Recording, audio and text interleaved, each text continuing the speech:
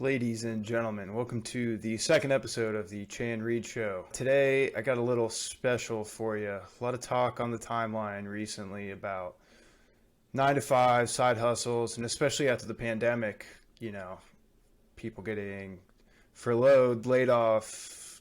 World's in a big place of turmoil right now. So,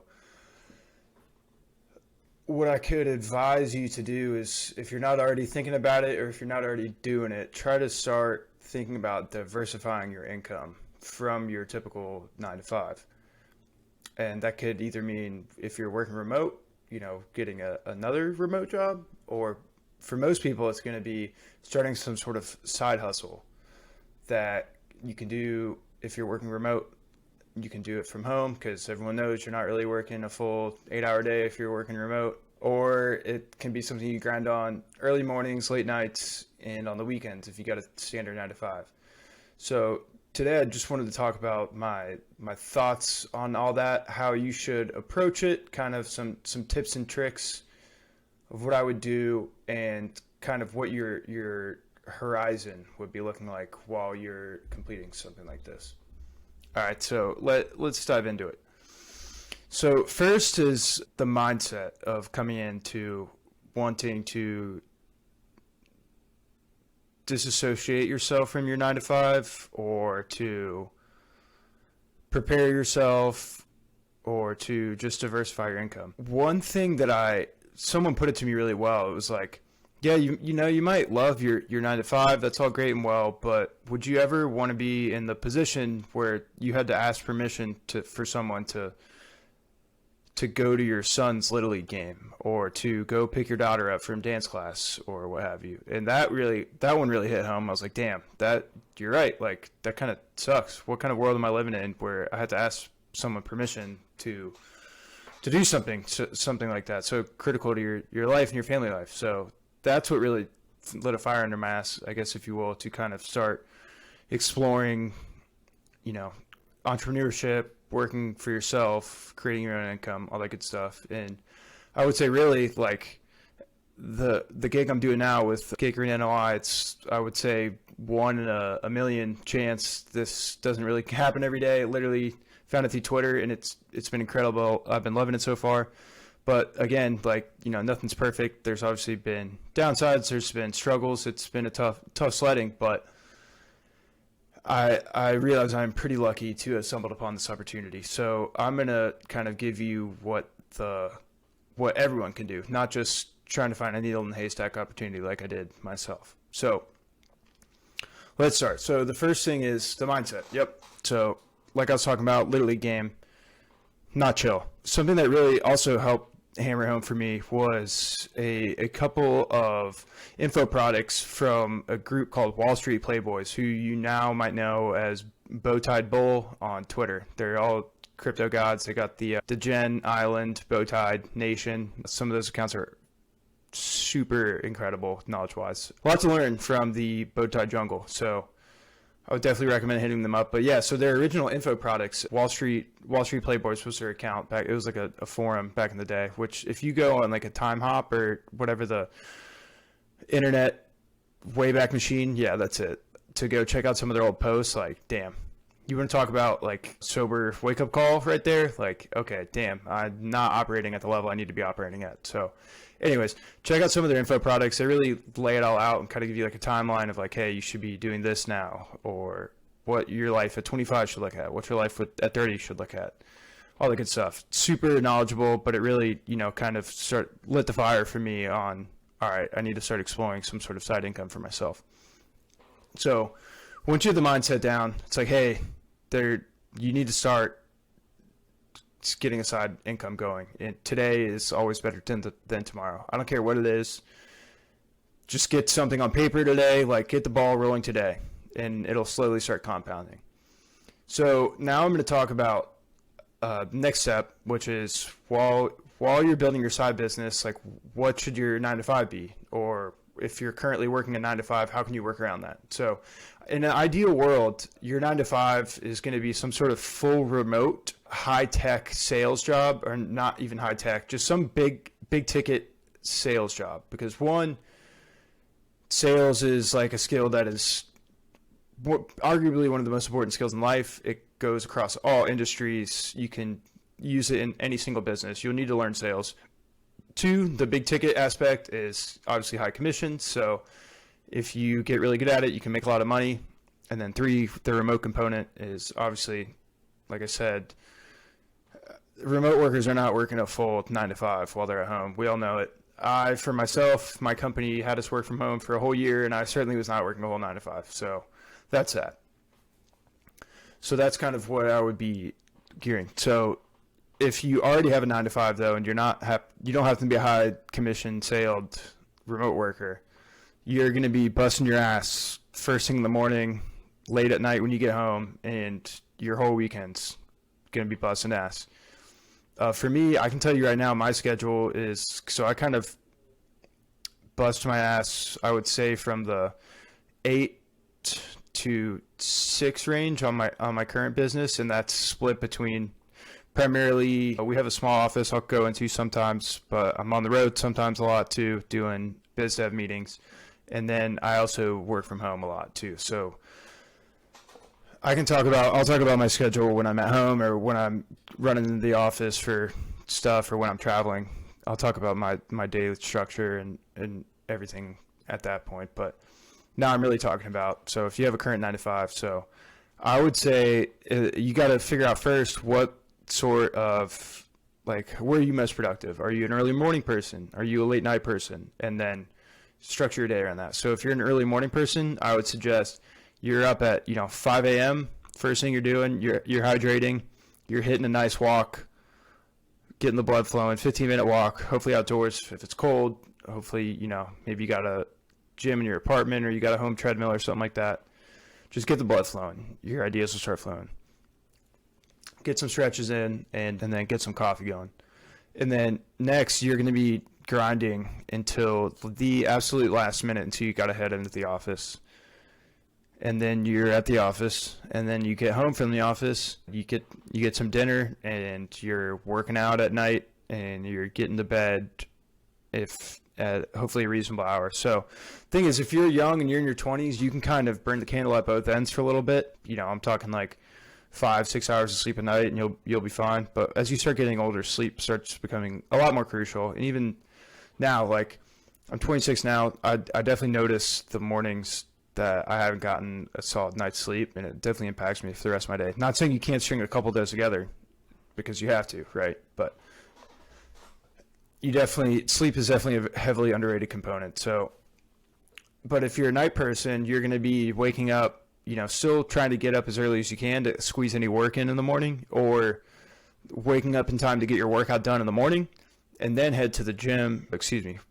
Wake up, head to the gym, then head in the office, and then once you get home, it's dinner, walk after dinner, and then you're straight grinding up until the wee hours of the night or whenever you're going to bed. So really, you got to figure out what works best for you, but you should probably be able to squeeze in a solid, call it, at least 3 hours, hopefully 4 hours of personal work time a day. Maybe it's 2 hours in the morning and 2 hours at night, who knows? But you got to find a way to squeeze it in. And then obviously the weekends too, this shit is not easy. Like, if you truly want to get a side hustle going, like, you're going to have to sacrifice some weekends. And that a lot of times means you can't go out on weekend nights, because then your whole day is shot when you're hungover on the couch. You can't get any work done. So a lot of things here you got to consider. So that's kind of the framework how you should be structuring your day if you're working remote or you're working 9 from 5. Now, let's get into the side hustles.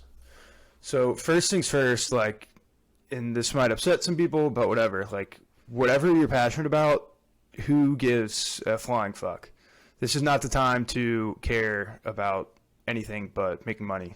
And if that sounds a little harsh, but that's the cold hard truth of it. So you want to, one, identify what your strengths are. Maybe you're good at sales. Maybe you can write cold emails really well. Maybe you're a graphic designer. Maybe you can edit videos. Whatever skill that you have that can potentially be monetizable, you need to just literally, like, spin up a super simple landing page on Card, like, put your info out there, have an email sign up, have a contact form, and then next thing you're going to do is start searching for your first gig. And all you should be focusing on in the first couple of months of it is trading your time for social proof. So what does that mean? So if you go to like an Amazon website, or you're on Amazon and you go search like some product, like call it dog bones, like, and all the search results pop up, are you going to naturally be inclined to buy the dog bone that has 1,000 5-star likes, or are you going to buy the dog bone that has 1,000 1-star likes, or maybe not even likes at all, no reviews? Obviously, you're going to pick the one with the highest reviews, the one that looks the best, and that's what's called social proof. So people have gone on and proved, other people have proved that, hey, this product is good, this product works. So kind of similar thing with your, in the early innings of your side business, you're solely exclusively focused on trading your time for social proof. That means you're working for free in exchange for some sort of video review letter you can toss on your website, 5-star review, anything. You need to prove to people that you can do the job, do it right, or else why else would they pay you money for it? So that's the name of the game from this front. Next, you're going to be trading your time for money. So you're doing your first couple gigs, you're filling out how to fulfill your offer, you're figuring out how to do everything to facilitate from someone signs up, you sell them, and then how are you going to fulfill the sale? So a lot of times it's going to be not very efficient stuff. So either like one-on-one coaching or stuff that takes a lot of your time. You're going to have to give up a lot of your time making it happen, figuring out what. And then once you kind of figure out, once you start trading your time for money, you'll get a little war chest built up, hopefully. And then you can start, and also you'll figure out, you'll be a lot more in tune with the market. So you'll know, like, hey, you'll start discovering other problems that your customers have. And then those other problems, or maybe what you're currently doing, you can hopefully then begin to systematize it and automate it. Make it go from, like, Alex Hormozy, the guy, he's a legend. He's way richer than probably I'll ever be. He has a podcast called The Game, super awesome podcast. Highly recommend listening to it. He's got a book called $100 Million Offers, and he's just a genius business mind. But anyway, so he went from running gyms to then teaching people how to run gyms. So if you think about it, he spent all of his time, and takes a shitload of time to run a gym, but that's great. So once he learned how to do that, so he traded his time for money, and then he learned how to do that, and he was able to package it up in his new company called Gym Launch, which he was remotely teaching people how to run their own gyms. So he started disassociating his time with his income, which is what you want to move towards. So once you trade it for social proof, once you trade your time for social proof, then you'll trade your time for money.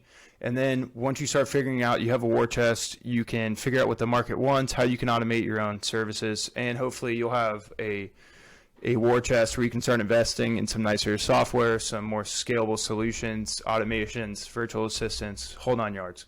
So you'll start to take yourself out of the business, hopefully, or at least work less time on it, because that's the goal, right? Like, you want your business working for you. You don't want to be working in your business.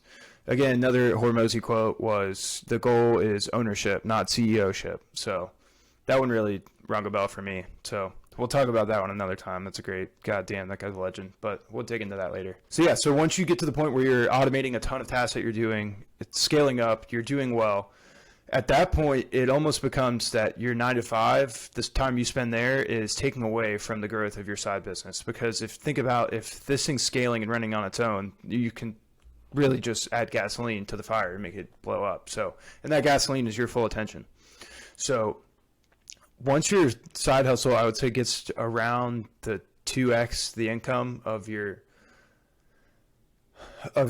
current 9 to 5, then that's when I would say at least one, like, deploy the anchor big time. What does that mean? That means, like, start fucking off big time and make them fire you.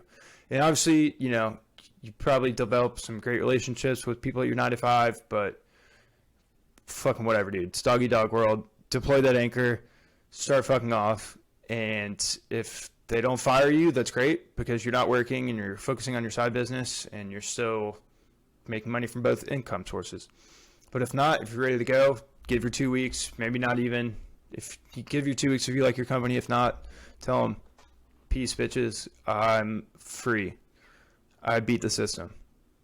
So, yeah, so I'd say the magical number is probably about 2x. So, I mean, once you do that, you're you're in rare air. Not too many people get to experience their own personal freedom. A lot of times they're clocking in and out, making someone else money, and it's, in my opinion, it's not a great way to live, and it's not a way I want any of you listening to this to live. So I know that was super probably high level. It didn't get into much actionable advice, but this is more of a podcast to get you thinking about it and get you thinking, one, thinking about it, two, thinking how it should be structured. And in a later podcast, we'll start diving into some, I think, would be monetizable or good playbooks, I guess, if you will, to actually what you're actually going to be working on, or some good side hustle business ideas. Because honestly, before my partners and I acquired Get Green NOI, like, I was trying all sorts of shit. Like, I tried ecom for a while. I thought I was going to run a lead gen cold email agency for a while. Like, there's a shitload, and especially now being on Twitter, there's so many courses that you can just buy, and it's like, hey, here's how to make money doing X, and it's like, all you got to do is learn it and actually do it, and it's fucking nuts. Like, there's never been an easier time in the history of time to make some, like, basically like Wi-Fi money. Like, this has never existed before, and so if you're not taking advantage of it, it's honestly on you. It's because you're not prioritizing it enough. So that might be a dagger as well, but that's shit, bro. You gotta make some sacrifices.